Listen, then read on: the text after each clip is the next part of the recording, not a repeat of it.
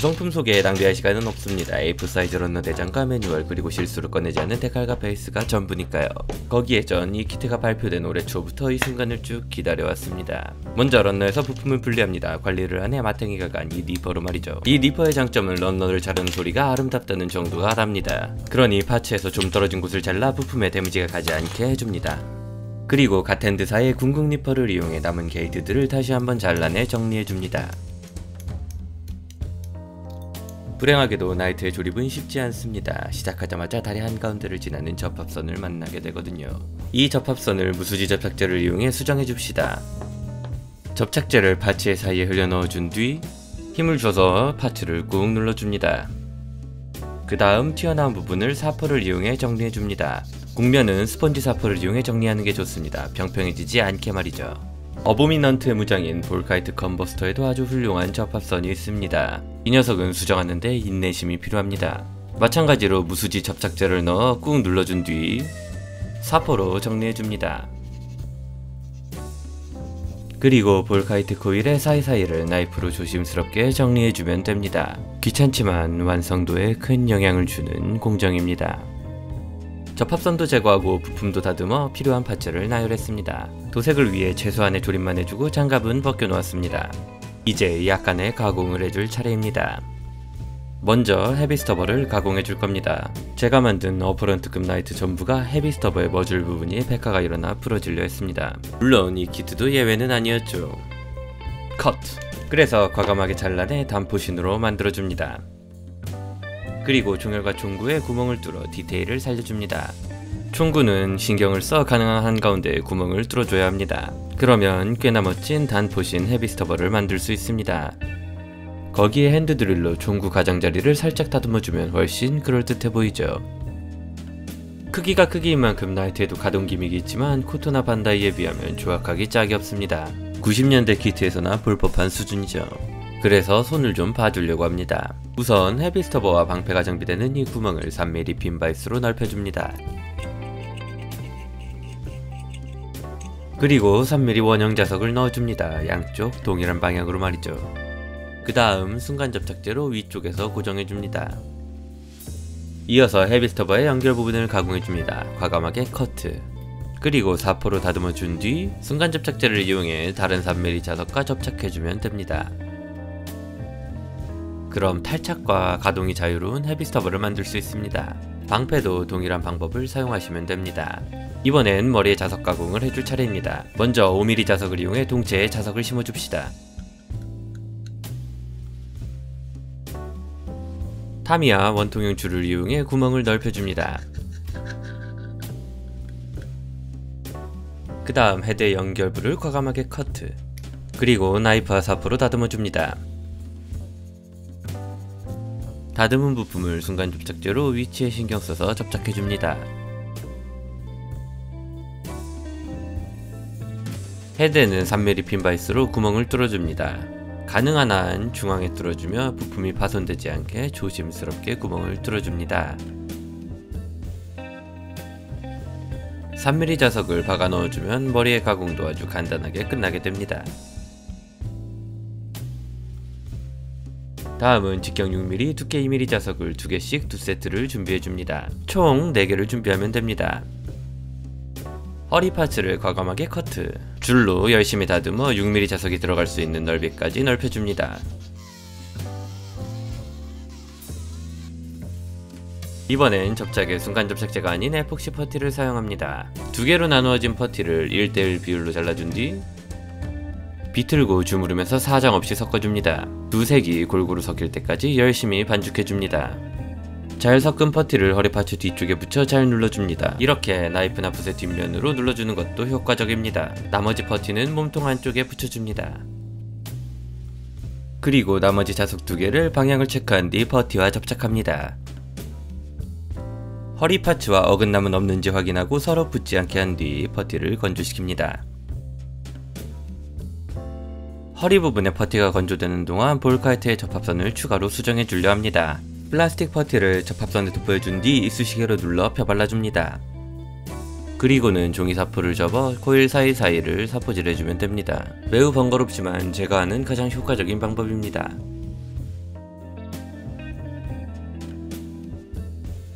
모델의 여유자산의 대부분을 털어넣은 저는 오늘도 쪼그려 앉아 샤워기로 모델을 세척합니다.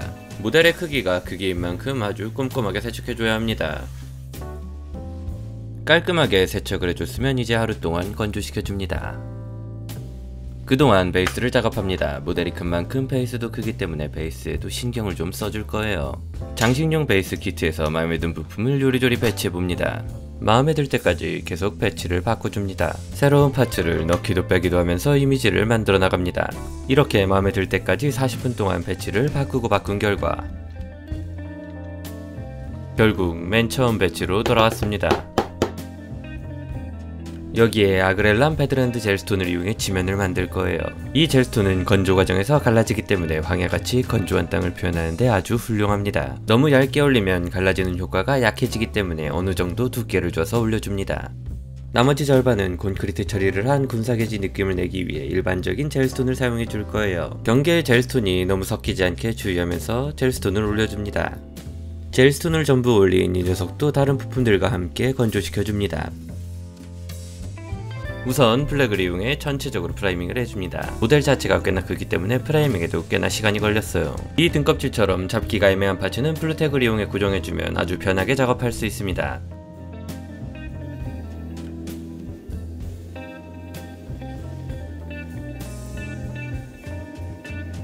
프라이밍에 이어서 다음엔 바이오 에어 브러쉬 메탈 컬러 번트 아이언으로 무장과 프레임을 도색해줍니다. 번트 아이언은 아주 어두운 메탈 컬러로 무거운 느낌의 금속을 표현하는데 아주 사랑스러운 효과를 보여줍니다.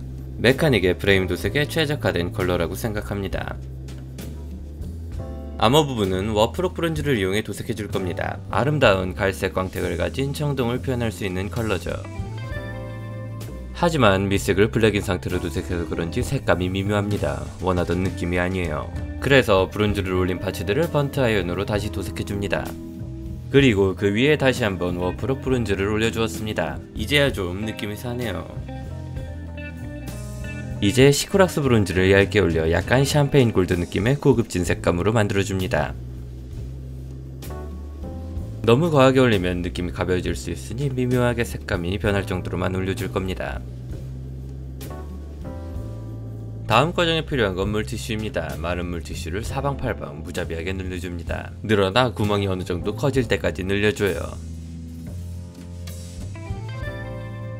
늘어난 물티슈를 이용해 브론즈로 도색한 파츠를 겹치지 않게 한 겹으로 감싸줍니다. 달러론이 화이트 잉크를 이용해 그 위에 에어브러쉬로 도색을 해줍니다. 물티슈가 흔들리지 않게 잘 고정해준 채로 도색해줘야 합니다. 마스킹 테이프 같은 걸 이용하는 것도 방법이죠. 그러면 아름다운 대리석 패턴을 도색할 수 있어요. 아주 쉽게 말이죠. 남은 도료를 이용해 베이스에 명암을 줘 도색 이미지를 잡아놓습니다. 효율은 늘 중요하니까요.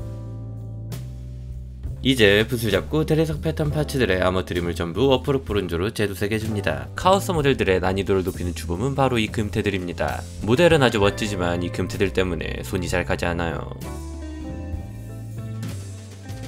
그리고 번트 아이언으로 리베틀과 쇠사슬, 어깨, 뾰족이들도 도색해줍니다.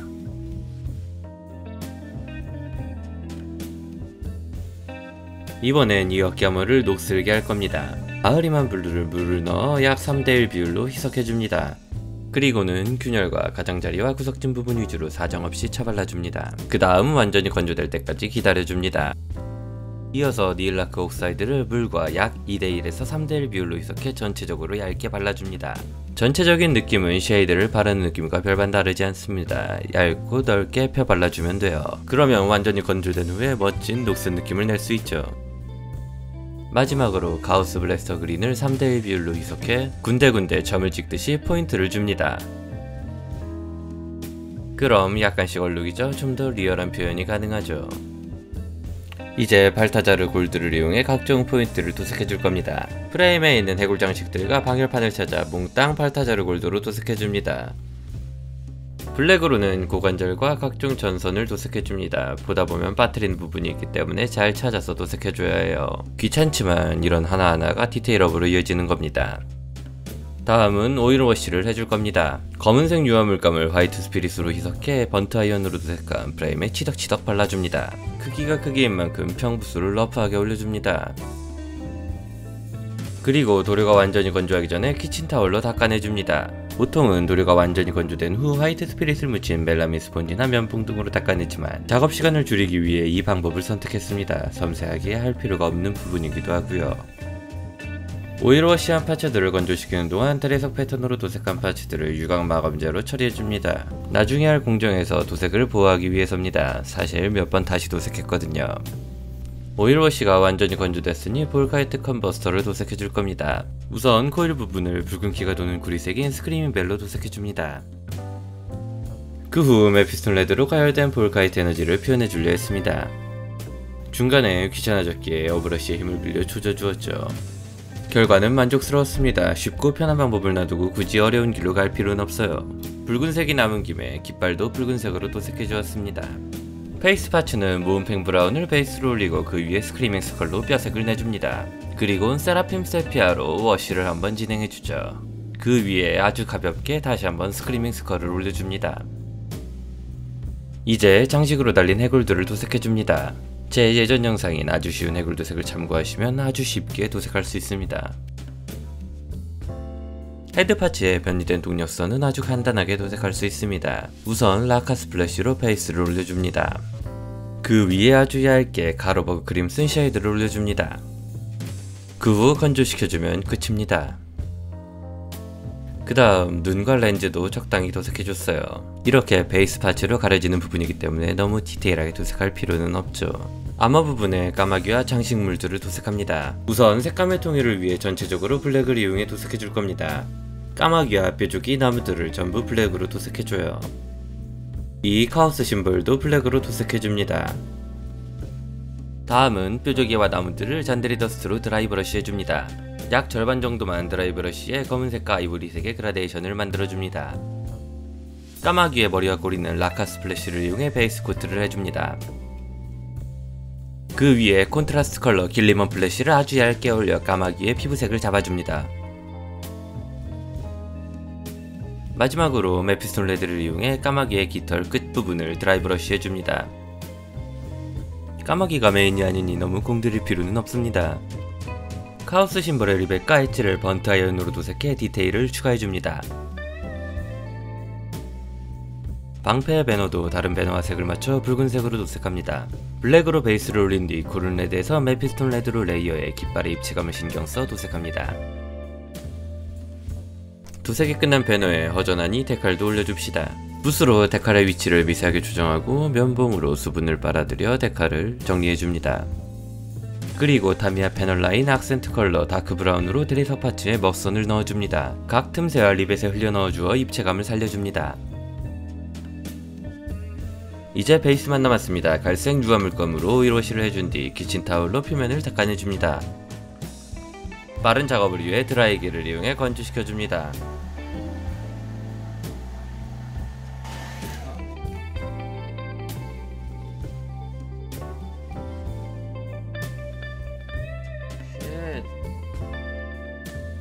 갈라지는 타입의 젤스톤이 오일워시 혹은 드라이어와 상성이 안 좋았는지 몽땅 떨어져 나왔습니다. 좋아요. 완전히 망했으니 이번엔 일반 젤스톤으로 다시 작업해줍시다. 마무리로 사용하는 마감재는 유광과 무광 두 타입을 사용합니다.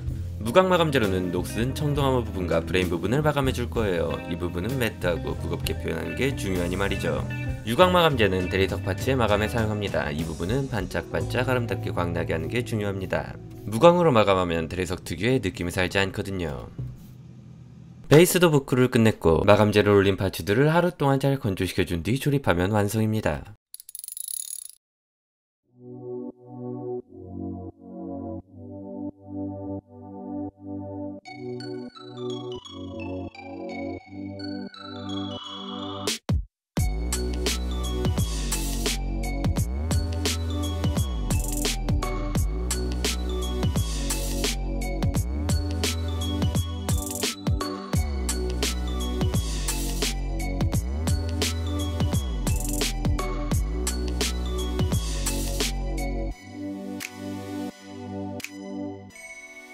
자, 이렇게 나이트 어보미넌트를 만들어 보았습니다. 기존 나이트들과는 차별화되는 무장과 외형으로 어프런트 클래스를 세대째 작업하는데도 꽤나 신선한 느낌을 받을 수 있었습니다. 이번에 모델에 처음 적용해보는 대리석 패턴이 녹승청동화마와 아름답게 대비를 이루는 게 아주 만족도가 높은 작업이었죠. 볼카이트 컨버스터도 꽤나 만족스럽게 나왔지만 접합선이 완전히 수정되지 않은 게 좀 아쉽습니다. 등 위에 까마귀인지 뭔지는 도색이 꽤나 귀찮았지만 만들고 나니 꽤나 독특한 느낌을 주는 게 마음에 드네요. 베이스도 트러블이 좀 있었지만 무사히 복구했고요.